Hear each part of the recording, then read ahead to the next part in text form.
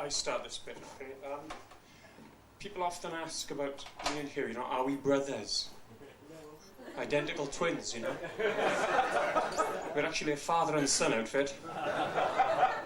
No, we're no relation at all. People keep asking us this, but we are not related at all. We actually met when we were in the comprehensive school. We actually went through school together. We share the same surname, but that's about it, really. Apart from a couple of nasty rumours, but there we are. We're not related. Now we were in school together. We were in the comprehensive school together. And at the time, I was in the local operatic society, and I was into all these Rodgers and Hammerstein musicals. You know, I just loved all these songs, and everybody else in school was into Slade and Gary Glitter and the Sweet and all that rubbish. And I thought I was really odd, you know, because everybody else in school had something different to me. But then I met Hugh, and he was into clog dancing and folk music. There's a laugh, yeah. No, anyway, but here we are. So He's a very good clog dancer. He still is very good. He's the best in the world. He's actually the best clog dancer in the world. He has to be. No, really, no, he is. Yeah. Genuinely, he's the best clog dancer in the world, and if you want to find out, come and see our tour at the start of next year, because he'll be doing it in the show, in our tour at the start of next year. But I don't know who he's touring with then, because I'm not going to be in it. Clog dancer. No, anyway, he is, yeah. But I persuaded him to come and join the Operatic Society, you know, and he persuaded me to go and sing and dance with the folk dancers then, and that's how it all started for me and the boy. And then what happened was one year in the Operatic Society, I remember I was in it when I was about 14. I was in Half a Sixpence. Do you remember James Bolam in Half a Sixpence? No, I wasn't a very big part. No, but I was actually James Bolam in Half a Sixpence. But there we are. And then Pacific, I did. You did South Pacific when you were 16. That's right. Sailor number 2. Yeah, I was the professor. It was a good show. It was a good part for the first time. I could have been sailor number 3. Yeah.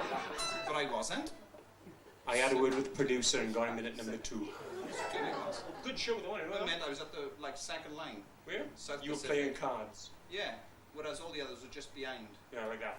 Yeah, just doing. But I was like playing cards. I had a moving part.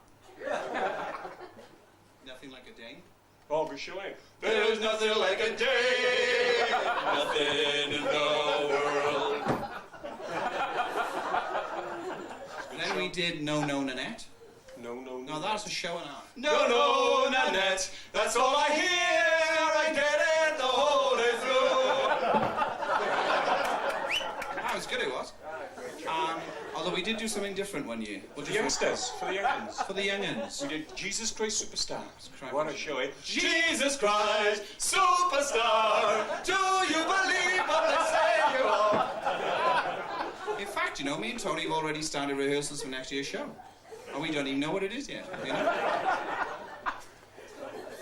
But guess what? Have you not, I mean, they won't stop, they won't stop messing around. They're always got to me.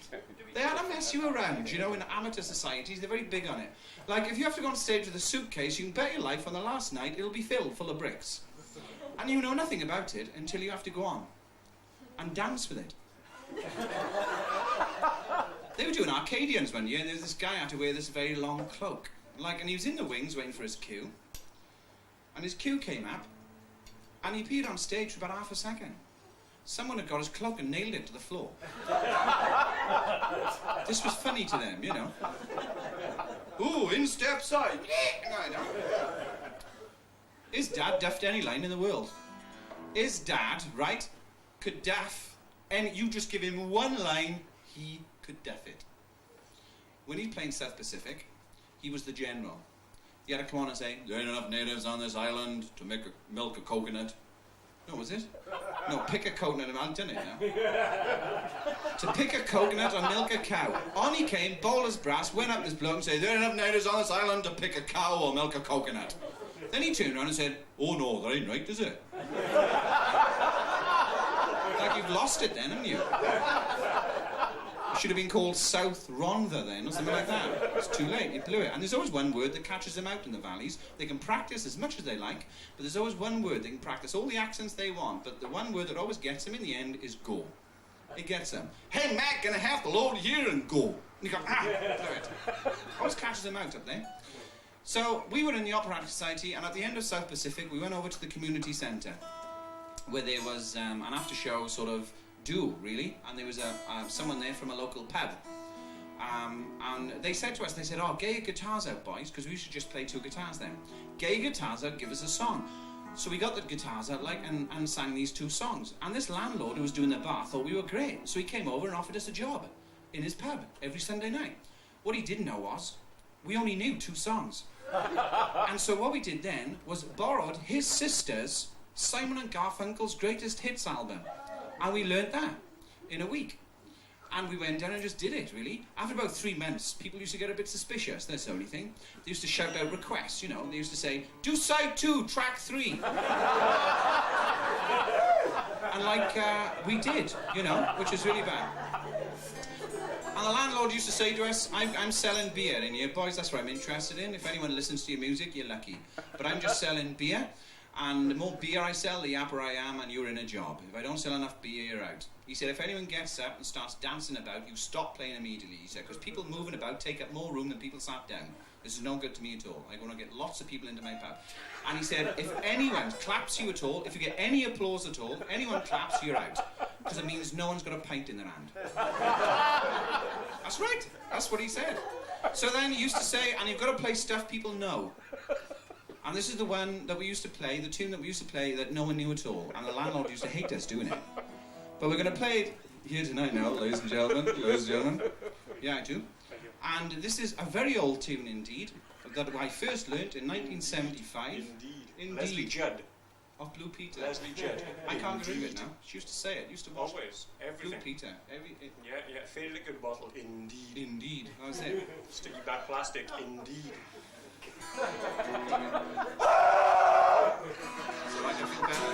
Okay, so here we are, the Dill Pickle rag, written by Mr. Charles L. Johnson. Indeed. In 1914. But we're going to play it in 4/4 because it's far easier.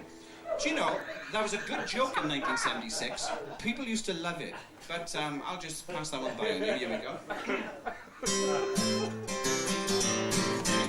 Are you louder than me? I'd never be louder than You'd be in big trouble if you are. I wouldn't be louder than you.